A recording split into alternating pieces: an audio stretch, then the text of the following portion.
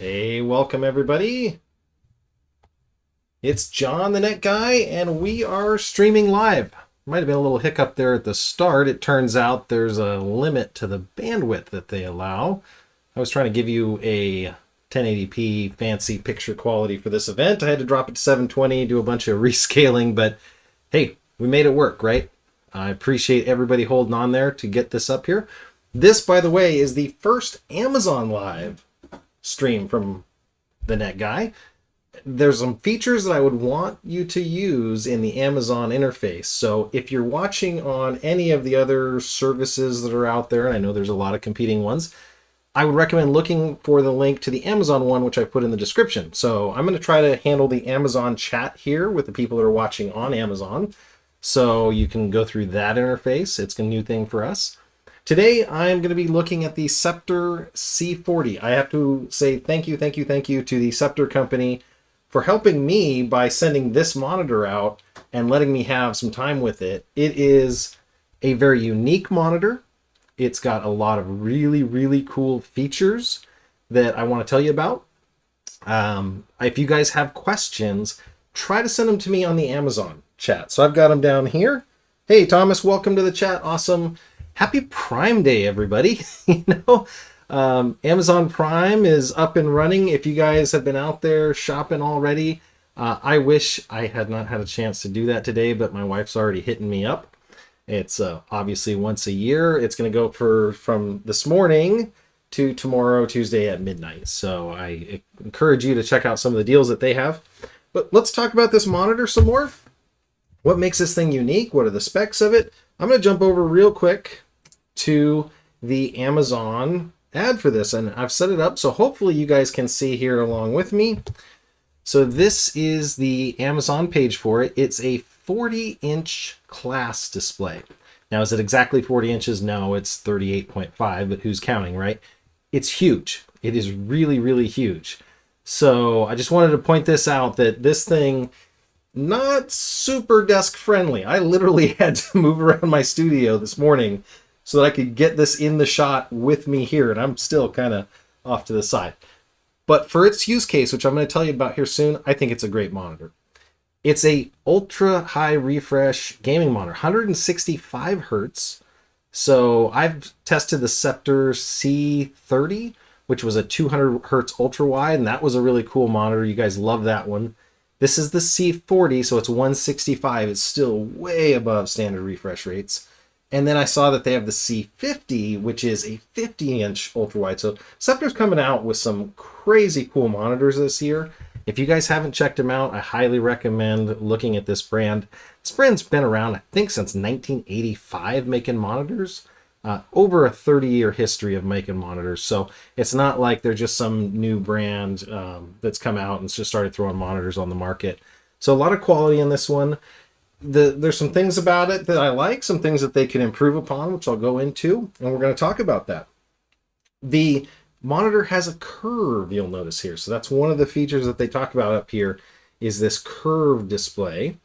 And what that means is that if you were to draw a circle, big circle that was 3 meters around, so about 9 feet circle, the monitor follows that curvature.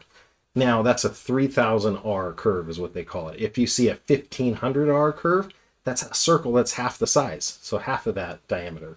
And that's actually going to be a lot tighter radius curve. And what's interesting is on these smaller monitors, they have tighter curves. As the monitors get bigger, you have to naturally increase that curvature. Otherwise, this thing's going to be just like a helmet you wear, basically. So it's got a 3000R curve. I thought it was going to be a lot more sharp of a curve than what I'm used to, but it's actually real subtle, but it's really nice given the size of the monitor. So just want to point that out. It's got tons of displays, DisplayPort inputs, 2 of them, 2 HDMI 2.0 inputs. So you've got plenty of inputs in here, and it's got a bunch of other features that we're going to talk about. It does have AMD FreeSync, so that's going to take those 165 hertz that you're getting. It's going to lock them up with the laptop, desktop, whatever your signal input source is, and it's going to make it so you don't get tearing. So if you got a high refresh rate and you're moving around a lot and your monitor's not keeping up, or the signal splits between 2 frames, you can get a lot of stuttering and tearing. You'll see these little jaggedies when you're moving around. So it's got that FreeSync technology, the AMD FreeSync Premium. That said, a lot of these will still also work with G-Sync. So if you have a GTX, RTX card, they're still going to work with those. So it's exciting to see that in this kind of technology.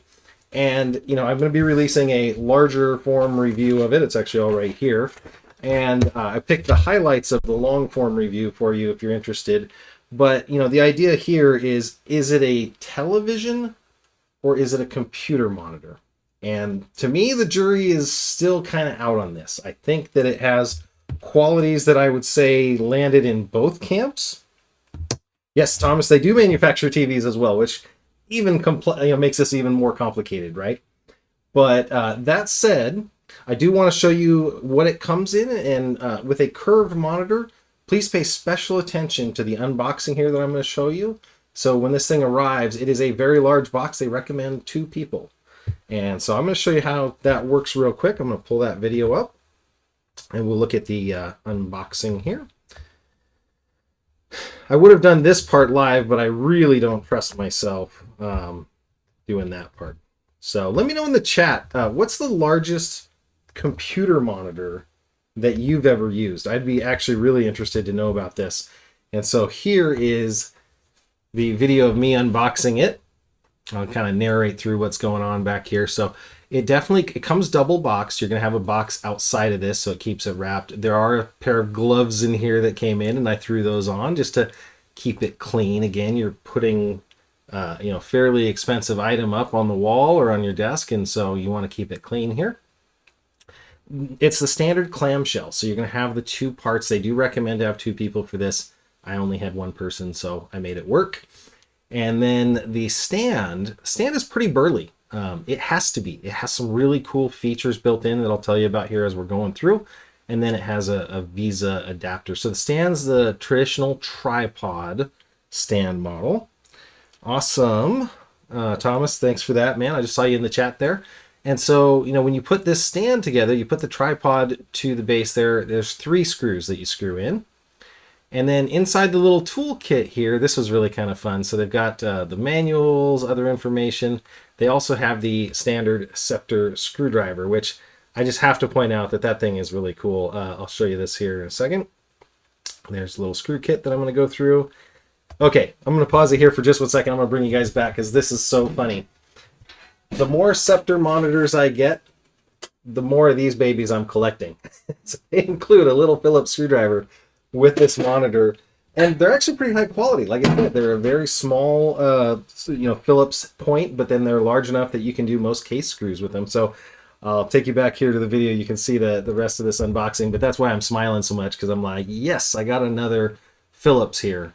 And it's simply just 3 screws on the bottom of the stand here that hold it tight. And I was happy because this thing weighs, I believe, a little over 25 pounds. So I was happy to see that we've got this going.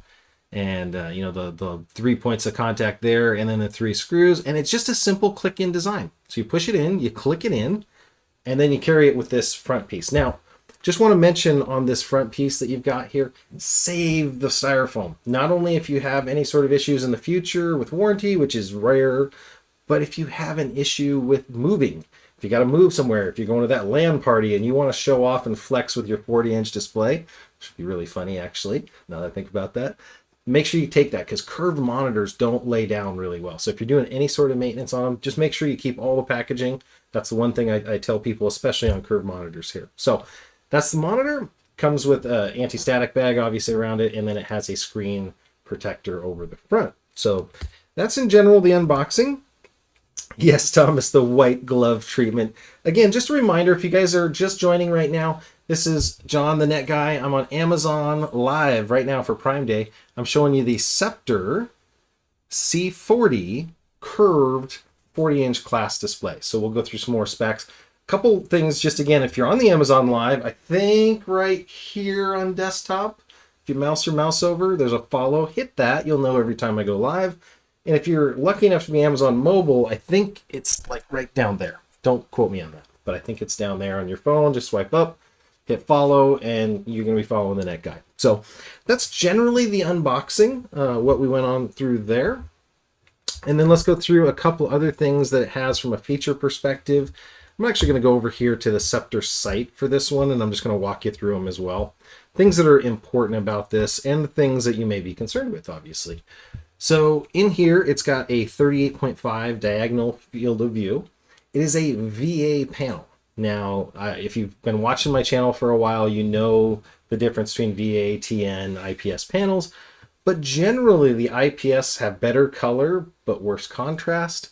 The VA are faster panels with worse color, more contrast. So there's some stuff going on there.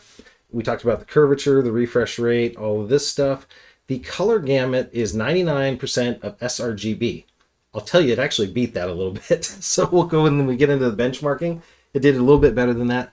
I didn't test the dynamic contrast, but if you've ever had a TV with a dynamic contrast ratio, what it's going to do is it's going to try to separate the whites and blacks and make them even darker. I love that for movies and other stuff where you want really punchy blacks. But overall, the monitor had several modes for different things, like first-person shooter mode. It's got standard mode. It's even got an eco mode that it's in right now. This thing is so bright, 350 nits brightness, that when I had it on full blast, you guys wouldn't be able to read any of the text. So it's blowing out if it's that way. So the 350 nits, it is HDR ready, but with the 350 nits, it's right below the HDR 400 spec. So I don't know if it qualifies for the spec, but it's definitely ready. And it does have pretty good view angles. So that was one of the things about where you might use this as maybe a television or a display. So you definitely want that view angle, and it does have pretty good view angles. But again, it's a curved display, let's call it. And that can be a little bit harder to look at in a large, wide living room setting. But it definitely has the nits of brightness to be in a bright living room. So that's generally the statistics here. Do want to take you around. Now I'm going to go take you around to the back of this monitor so you can see some stuff. So we're going to go to the second camera here. And I'll get back up here so you can see the front while we're talking. This is, and I'm sorry you guys probably hear me a little less here, but this is the RGB on the back. So to be completely gamer ready, you have to have RGB. This is the Spectrum mode that it's got here. But I also want to take you down here to the bottom and show you guys the inputs. Now, I'm utilizing both HDMI inputs here. So it's got HDMI and DisplayPort. It also has an audio output. So there's 4 inputs and then 1 audio out for a pair of headphones. Maybe you're gaming, you want to have that. It's just headphone out. I don't believe there's a mic on that. But that's your main inputs. But the interesting thing that kind of, again, blurs the line between TV and monitor, it's got a remote control. So it makes it really hard, again, to say if it's one or the other when you get a remote with it. My thing about that is I think that it's best to be a little bit further back, as these 27, 32, 38, these monitors keep getting bigger. It's kind of like you were a kid and your parents say, get back from the TV, get back from the TV, and you got your nose right up on it. You want to sit further back from this. So the remote actually makes a lot of sense, but it also lets us access the additional modes. It has picture-in-picture, picture-by-picture, and multi-window modes. So this thing is not just your traditional standard 24-inch VA gaming panel. Definitely has some more modes than that. The elephant in the room, and I've waited this long to bring it up, and I'm going to check the Amazon live chat real quick here.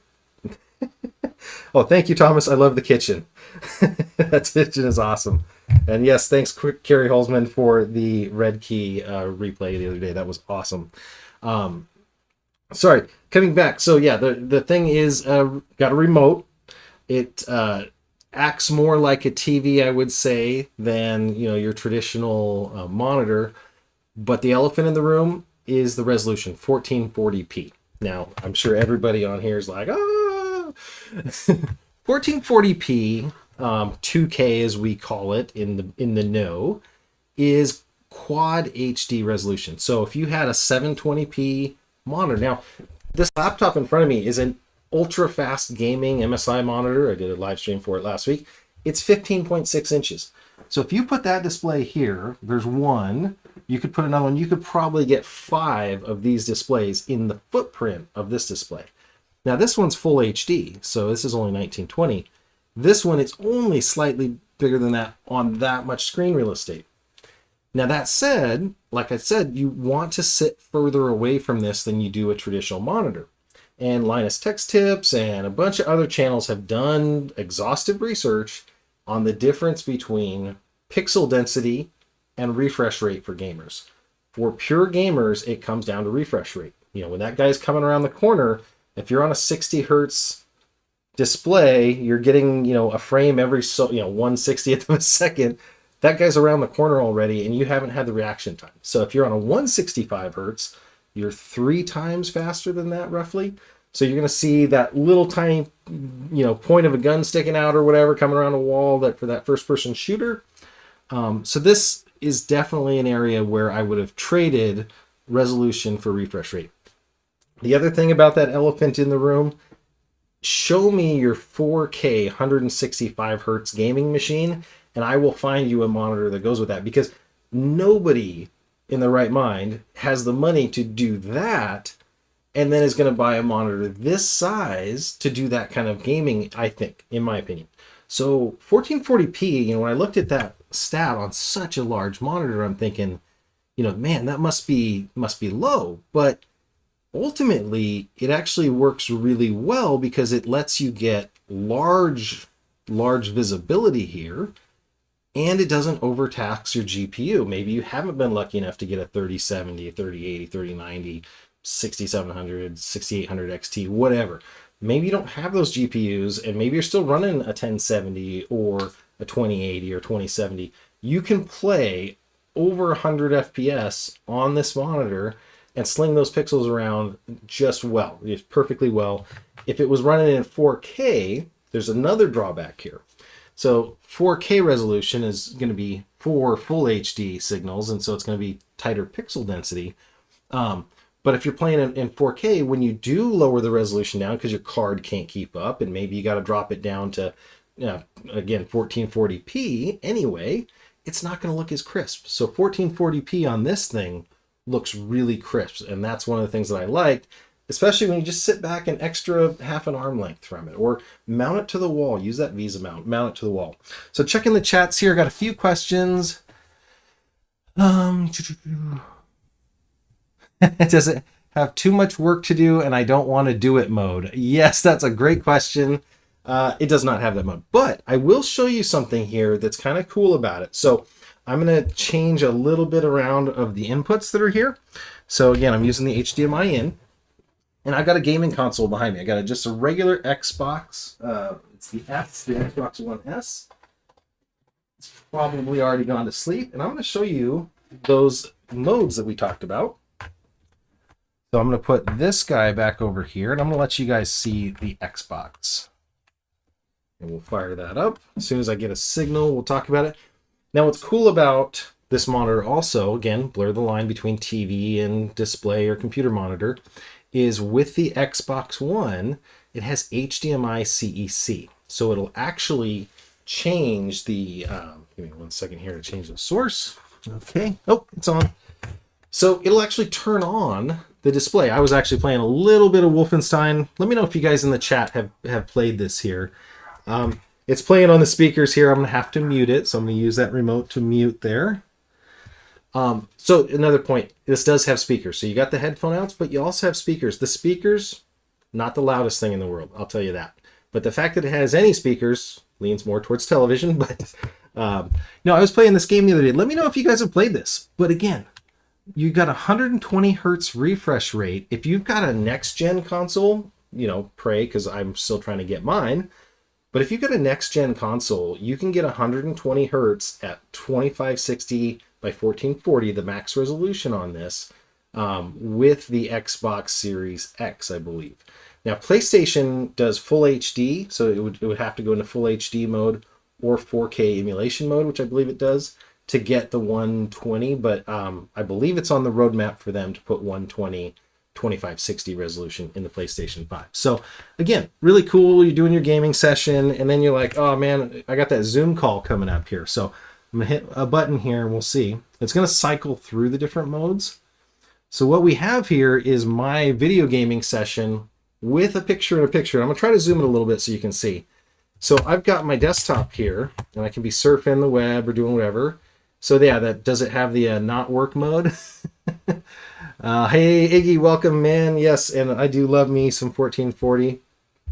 But yeah, so I could be doing some work in the corner. I'm waiting for that teacher to let me in the Zoom call, whatever it is. And you've got picture in a picture here. What's cool about it though is it's got dual. Like you can switch it around the other way.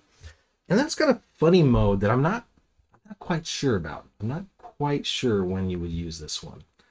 So it takes a little while to get through there, but it's got picture by picture mode. So this means that both of them are splitting that 2560 down the middle. So you're getting two 720. So it's 1440 high by whatever half of, so I guess it's 1280. So 1280 by 1440. So you get kind of a long view mode, but it's from two different sources. In this case, it's squish, but I'm sure if you change the resolution, it won't be. And then I can hit it again, and hopefully it comes back to the main view there. So just wanted to show that. So it is definitely Xbox friendly. And then if I hold the power down and I turn off my Xbox, you can set it up to send a signal to the monitor to shut down. So, you know, if this is in a dorm, if it's going to be in your bedroom and, you know, you don't want to get up and go hit the button on your monitor, then it has the HDMI CEC so it can communicate. I'm going to check the Amazon chat one more time. And as I do, just want to remind you guys, this is, again, first stream on Amazon. More streaming on Amazon I do, the higher we can go up there, and I can get on the product page here for the Scepter C40, and we can have this live there. So if you haven't yet, take a look in the description for the link to the Amazon page, because I'd love to have you watch on the Amazon. And if you are on the Amazon, you just joined, we're checking out the Scepter C40 curved 40-inch display here. And I've got the Xbox hooked up now. I'm going to switch it back here. Unless there's something you guys want to see on the console, I can bring that up. And we'll go to the next section here. Close out of this. So I'm going to switch my cables around real quick. Bear with me. So I'm just showing you guys again the versatility of the different cable inputs that it has. And then it does have, like I mentioned, two display ports. And they're the 1.4 variety of DisplayPort, which is nice to see. So this laptop specifically has DisplayPort, has mini DisplayPort and HDMI. I'm only using the HDMI right now. And I'm going to see if I have to tell it the new source. And I'm going to use the second HDMI. Let's see if I set that up right. There we go.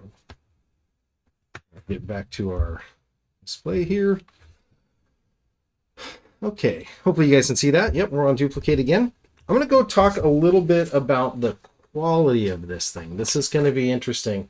Question on the chat. John Chung, when will this monitor debut? It's actually available right now. I should talk about that real quick here. Let's go back over to Amazon. It's really hard to find on Amazon. I had a little bit of trouble myself. It's the C408B, I believe. So if you search up C408B on Amazon, and if I'm looking down here and I tap, this should... Awesome. Hey, Iggy, thanks for the follow, man. Yeah, if you guys want to follow me again, follow link is over here on desktop-ish. I think it's down there on the mobile browser here, but I just on Amazon I should have just kicked up the product page for you if you guys are watching on there. Kind of a cool feature they let me do. But the C408B is what you look up, and that will take you here to this Nebula series monitor. Again, I should be clear, it's a 40-inch class 385 exact if you're worried about that, but everybody calls it that. So I do want to talk again just briefly about resolution. We were talking about that 1440. The other thing that had me thinking is when you're playing 4K games, and a lot of these cards are advertising 4K gaming, not nearly the frame rates that you need to get to max one of these things out. But when they're talking about that, you're looking at DLSS and FSR and all these technologies that they're coming up with. They're taking lower rendered versions at lower resolutions, and then they're just upscaling them anyway to 4K. So I was thinking about it like, so your card has to work less if you just keep it at the resolution. So you know, that's another thing that makes sense here. If you guys have never done this on a monitor test, when I bought one of my monitors recently, and it's not this variety, I won't even say the brand, I don't want to get in trouble, but you know, I think I got a bad monitor, not this brand obviously, but a Data Color Spider. If you've never used one of these, I'm going to try to show it to you guys here. That's what this little device is. It's a data color spider, a little triangle looking thing. Maybe I could show you off of this one a little bit better here. Well, I'll show you guys what this is. So this is the data color spider. This is the elite version. And all it really is a big eyeball. It's basically like a scanner. And this little weighted contraption keeps it off the other side of the monitor.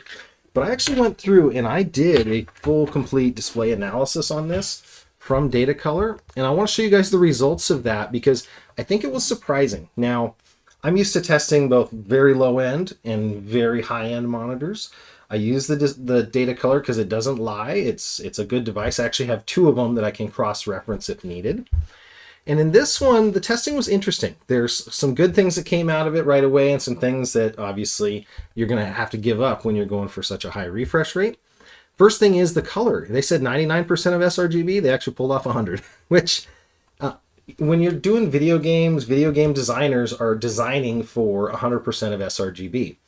If you're doing photography work and you're doing print proofing and all that kind of crazy high-end stuff, you're going to buy a ProArt display or you're going to buy something else, which they even have ultra-high color monitors from Scepter.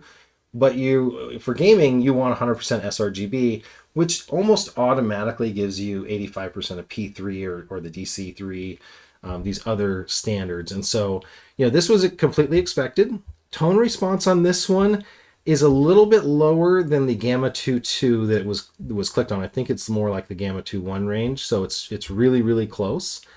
I do want to go into a couple different ones. So screen uniformity. This is what I wanted to show you guys. So it will test different sections of the screen and look for hotspots. As an edge lit display, especially with a curve, there's a lot of mechanics going on there. The good news is when you're using it, you don't notice any hotspots. I've had monitors where it's like the bottom half looks dark or a side looks dark, but this one was generally good. Now, the numbers being almost 20% variance on the side is pretty high. But what was interesting to me about this was, being 0 in the baseline, how even that is all the way around. So it's an edge lit display. You're not talking about full array local dimming. You're not talking about all these other technologies that they can use to change the contrast ratios and things like that. So in general, it's got really good uniformity, from just looking at it. I was really happy with that. But again, it's a very large edge lit display. It's kind of comes with the territory that the sides will be a little bit different than the center.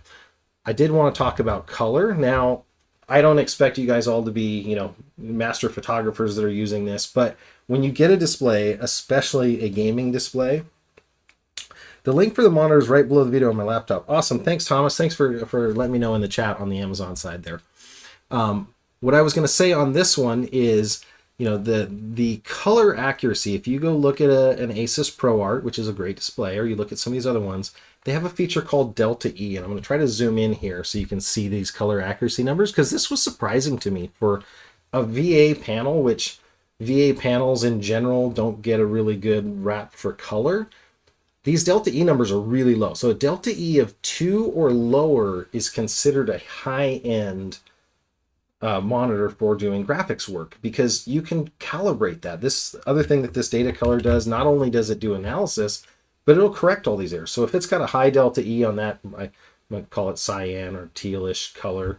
If it's got a high Delta E there, it's going to change the monitor profile and fix that. Well, that was the interesting one, because if you look at these numbers, almost all of them are below 2. It only has one of them that's 3. And I think it takes a 4 before the layman's eye can see it. A professional might notice that the blue is just slightly off. And the number, the 2 or lower is almost impossible to see even as an expert. So that's why I do these tests. This would be a good score on just an IPS gaming display.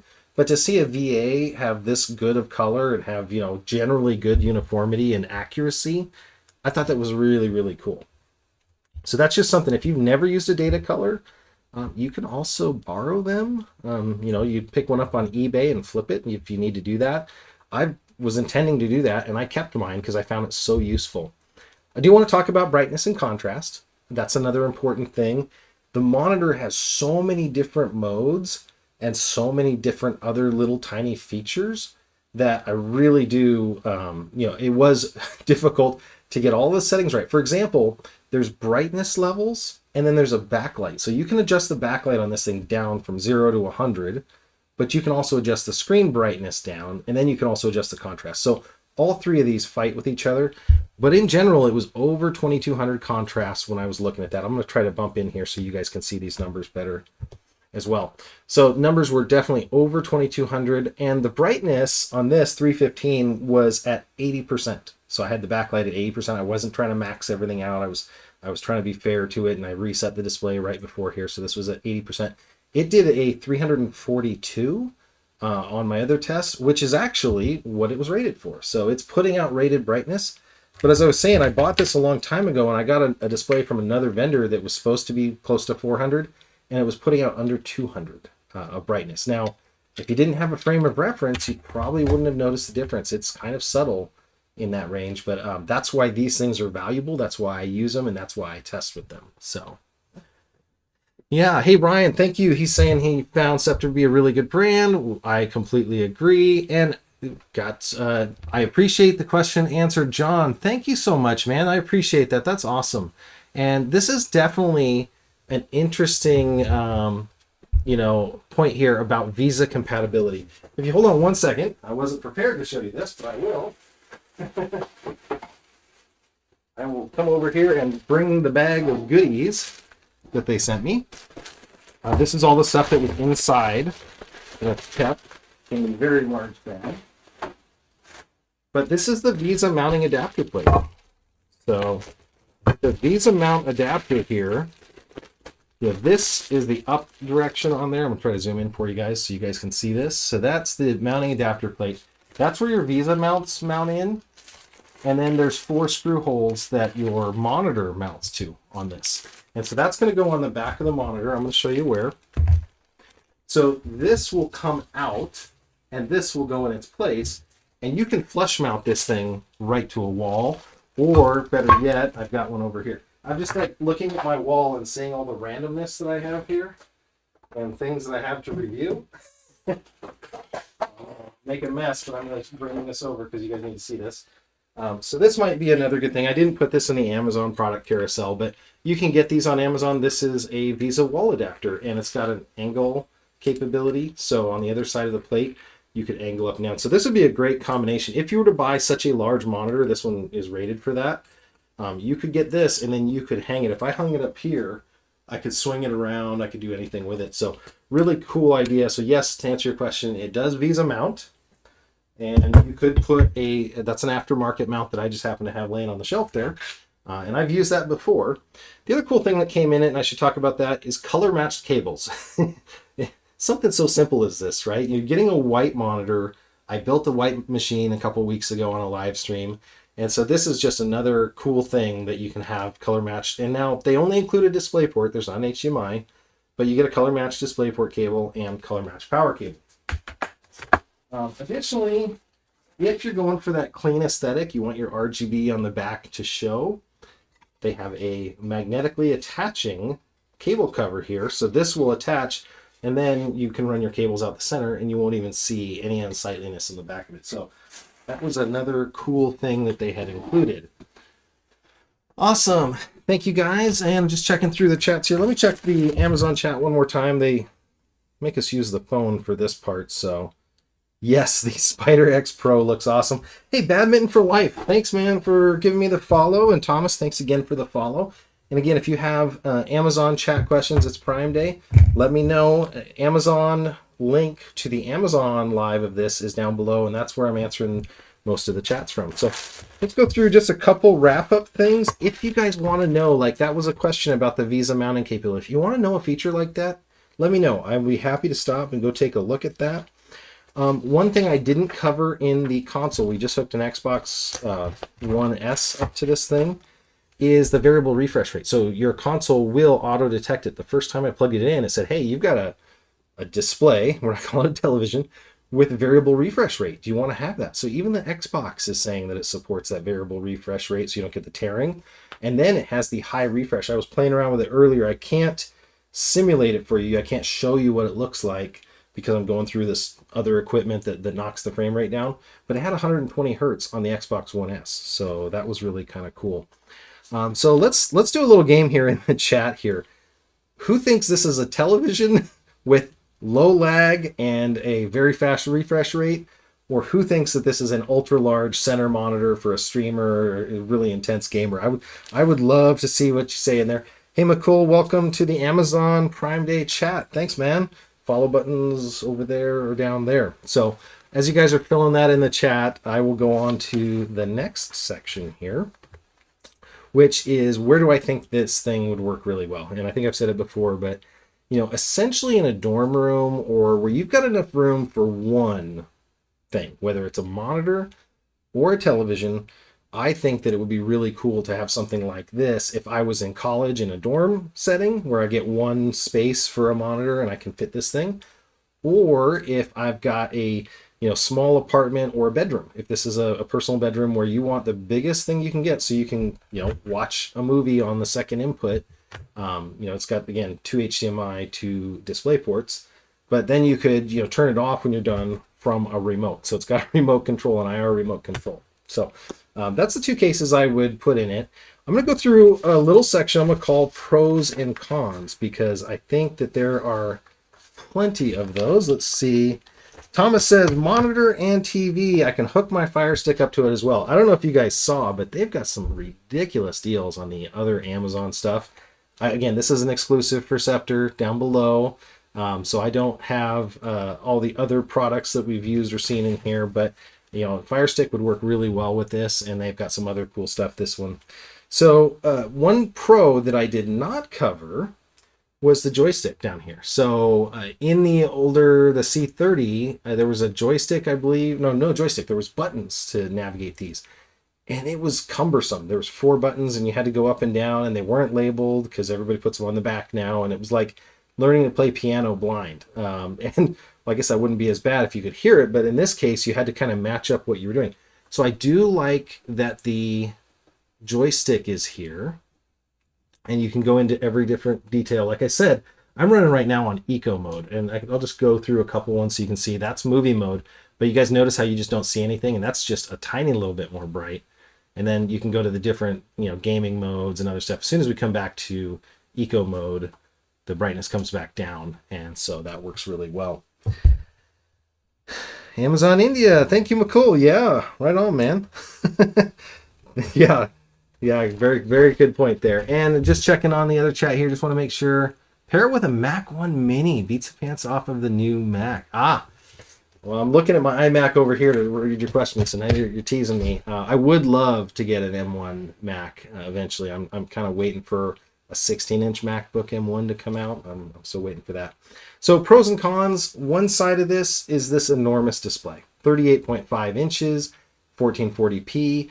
Again, let's go back to that DPI elephant in the room. It's 75 DPI, which at a print resolution people would freak out about.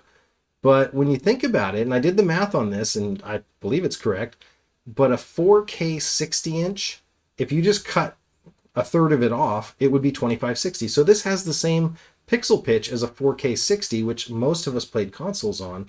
I played full HD on a 60 for years. So, it definitely has the enormous display size. I think if you were playing Star Wars Squadrons, which is one of my favorites, with the color, the brightness, all the stuff that again, the HDR 400 ready mode, that I think would be really cool. That would look really, really good on this. A nice, flight simulator. And if you want to, some first-person shooters will give you a field of view adjustment. So if you are sitting close enough to it and you just change the field of view wider, you'll get that more immersive detail. You don't have to have a bunch of 24s to get that field of view adjustment. You can get just a larger monitor, increase the field of view, and it gives you more of that immersiveness. The con side, it's heavy. 25 pounds. The box with everything else probably over 30. I had it on here on a live stream the other day. It is burly. So I don't expect you to take this to LAN parties, which I'm hoping you guys don't expect to either. But for a, in-place display, I think it works really well. Just bring up the Amazon here behind us. There we go. And I can just go over a couple of the pictures here for you, just in case there was anything I missed on these. Oh, gosh, we got to talk about the stand. Yeah, that's actually one of the next ones. Next up on the list of pros, the stand. I can't believe I didn't show you this, but adjustable up and down. Now it's only like 4 inches, I would guess, maybe 3.5. But you rarely see vertical adjustment, especially on a monitor this big. And it's definitely, I'm not using a lot of force to push it up and down, so it's spring-loaded of some sort. Tilt. Now, I had to tilt it all the way down so you don't get the glare from my lights in the studio here. But it's probably got, 15 degrees of tilt up and down, maybe more on the backside here. So, it definitely has that. And then another amazing feature, swivel. So you don't see swivel almost ever on monitors. Acer Nitro XV2, I'm thinking that was my last one that I saw a really good swivel. It was built into the bottom of the stand, but yeah, you almost never see that. So I'm going to go over to camera 2 so you can see what I'm doing here. I'm just turning this thing. The stand is not moving at all. It's fixed in my one hand. And so it's got that. And it's got the up and down, as you can see right here. So it's got probably good 3-4 inches of travel and the tilt. So super big pro there, Scepter, on that one. I love the swivel that you've got here. That was really cool. We got to go back to a con. The speakers.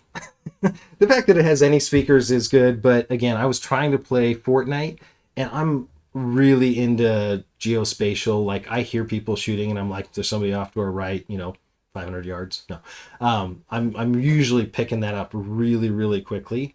So, I wanted that feature if I wasn't going to wear headphones, but I wear headphones. If I'm going to be serious gaming, I'm going to wear headphones anyway. So that was good. Pro is the tons of inputs. At this price point, it would be nice to see a USB-C, but not critical. I know people are just starting to do that, and there's very, very few gaming laptops. This is a 2021 gaming laptop, and all it has is HDMI and mini DisplayPort. So it doesn't even have USB-C on this device. This is almost a $2,000 laptop here. So definitely would be nice to have the USB-C, but it's absolutely a pro that it's got 4 distinct inputs, picture by picture, picture in a picture on that. The anti-glare coating, I didn't really show this. So let me go back over here. I apologize. I'm going to have to do some camera finagling for you guys to see this. It'll also show you the curvature that we're talking about here. So I'll put that right there. And I'll send you over to camera 2, and you guys can see this. So it has an anti-glare coating, but if we go look at the website here, it talks something about that. It's a 25% haze and a hard coating of 3H, so kind of like your cell phone screen protectors. I haven't had any issues with the screen scratching or anything, and I've been really delicate with that data color. But the glare is obvious here, so it's got a little bit of a haze treatment, but it does have a little bit of glare on there. Better than I've seen on other ones, but not as good as like a MacBook with a matte display or something. So there's that as well. And the high brightness and color accuracy. Like I said, I did not expect color accuracy in the ranges that we saw in the testing here. But with the eco mode, you can definitely turn it down. If it's dark in your room, you can definitely turn it down if you're gaming at night there. So that's the pros and cons list. I'm going to do one quick wrap up of the chat here and take a quick look and see here. Ray tracing games, yeah, 1440 is absolutely doable even without FSR. It absolutely is. Let me pull up a couple things. Now, this was recorded on a different display, and it really is not not quite fair to show this on this display because it wasn't native to it. But this is what I tell people. I say, Fortnite is really a color crayon box here. So, in this case, I'm playing Fortnite, and I'll take my little mug out of the corner, and this is when I recorded it the other day, but I was doing over 120 frames a second in this one. So these games can absolutely pull off 120 or more frames a second. This is only going to show up at 30 because it's going through all the converters and stuff. But, you absolutely want those high refresh rates, and it was a blast to play this game on this monitor specifically when I played it later. And then Warzone, again, this monitor's got great color. I popped it into first-person shooter mode for this one. So, again, oh, and we can go back here to DLSS. We were talking just about that. So, this scaled resolution setting in here. We got on performance mode. But yeah, it's gorgeous looking games. The high refresh rate on these games, on this monitor specifically, they just look gorgeous. You can see Warzone there. With that huge field of view, I think the field of view on this one I set to 100. And again, with this super large display, setting the field of view a little bit wider is a little bit easier because you can see the center. Just the size of everything is scaled up so much, it works really well. So going to take one quick last jump through the chat here. Can you rotate it 90 degrees? No, unfortunately. That does not rotate a full 90. But guess what? You can actually swivel the desk. Now, if you did get one of the wall mounts, you probably could, but that's a pretty large display to be on a wall mount at 90 degrees. So I just wanted to point that out there and answer those two questions. And then just lastly, I wanted to wrap up, and I want to thank the Scepter company for, one, trusting my channel with this really nice monitor. I will get it back in the mail to you. I promise, no dings or nothing. There will be a full review of this one with all of the details that I went through today, probably in a condensed 10-minute version. But I really do appreciate you guys coming and hanging out with me. I've had a lot of fun showing you this monitor. It is a very solid gaming monitor, or TV, whatever you want to call it. It's just cool. I really enjoy it. And I want to thank Amazon Live specifically for, one, putting this platform together where we can see really cool products. And I plan on trying this out a little bit more. Let me know what you think of the Amazon Live experience. You can do that later. If you haven't already followed and you're just maybe joining here at the end, or you're watching this on replay, Amazon Live has replay later. Take a look at the follow button up there. Hit that if you can. I will let you know then with that every time I go live. It will do an alert for you just like it does on the other services. And I do appreciate it. You guys make this a lot of fun to get to do this kind of stuff and to get to show you this cool new technology. So thank you guys for watching. I'm going to take one last look. I don't see any other chats. And I will catch you guys all in a future video.